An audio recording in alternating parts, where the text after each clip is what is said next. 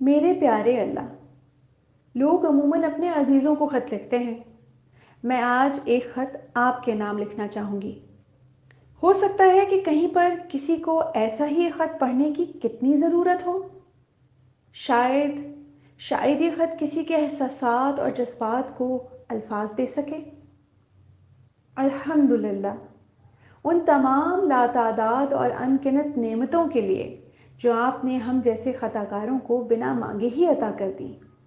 آپ کی مہربانیوں کا شمار کرنے اور آپ کا شکر ادا کرنے کے لیے مجھے اپنے پاس موجود الفاظ بے حد محدود اور بے وقت محسوس ہو رہے ہیں۔ ہم انسان بھی کس قدر ناشکرے ہیں۔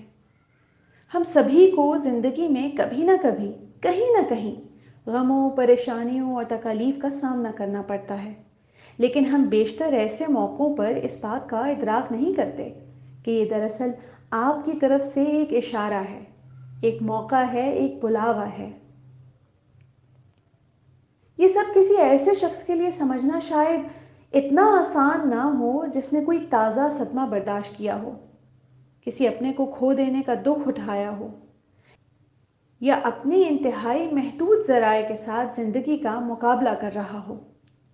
لیکن جب کوئی تہی دامن شخص پریشانی کی حالت میں آپ کو پکارنا سیکھ لیتا ہے، کیا واقعی اس کے ہاتھ خالی رہتے ہیں؟ میں جب بھی اس چیز پر غور کرتی ہوں مجھے محسوس ہوتا ہے کہ یہ سب ہمارے لیے کتنے زبردست طریقے سے سوچا گیا تھا۔ ہمارا جنت سے زمین پر آنا، ہمارا اپنی خواہشات میں جکڑا جانا، خواہشات کا بڑھتے بڑھتے جنون بن جانا، اور آخر میں کسی نہ کسی مرحلے پر پہنچ کر ناکامی کا سامنا کرنا۔ آپ نے قرآن میں فرمایا، اور تم کچھ چاہ بھی نہیں سکتے اگر اللہ رب العالمین نہ چاہے۔ بظاہر اس کو پڑھ کے اصل معنی سمجھ میں نہیں آتے۔ ہمیں کسی نہ کسی چیز کا دیوانہ بنا دینا اور پھر ہمیں اس سے دور رکھنا۔ آپ ایسا کیوں کریں گے؟ لیکن اب شاید میں اس کو کچھ سمجھ سکتی ہوں۔ اگر میرے جنون میں وہ شدت نہ ہوتی اور نتیجتاً میری ناکامی میں وہ تکلیف نہ ہوتی تو شاید میں کبھی آپ تک نہ پہنچ سکتی۔ یہ وہ جھٹکا تھا جس کا لگنا میرے لیے بہت ضروری تھا۔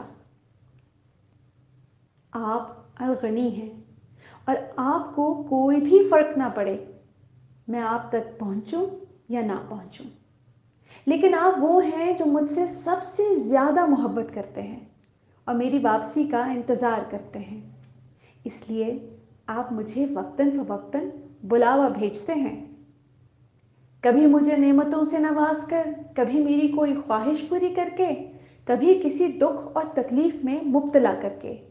آپ اشارے دیتے رہتے ہیں۔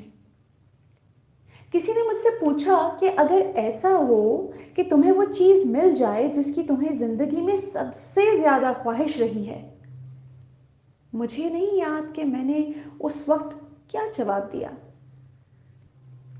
لیکن آج مجھے یقین ہے وہ خواہش جس کے ناتمام رہ جانے نے مجھے آپ تک پہنچا دیا، مجھے کبھی اس کے پورے نہ ہونے کی کوئی حسرت نہیں رہے گی۔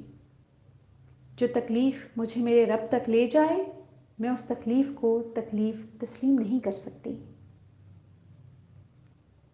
شکر الحمدللہ مجھے بالآخر اپنے رب تک پہنچانے کے لیے۔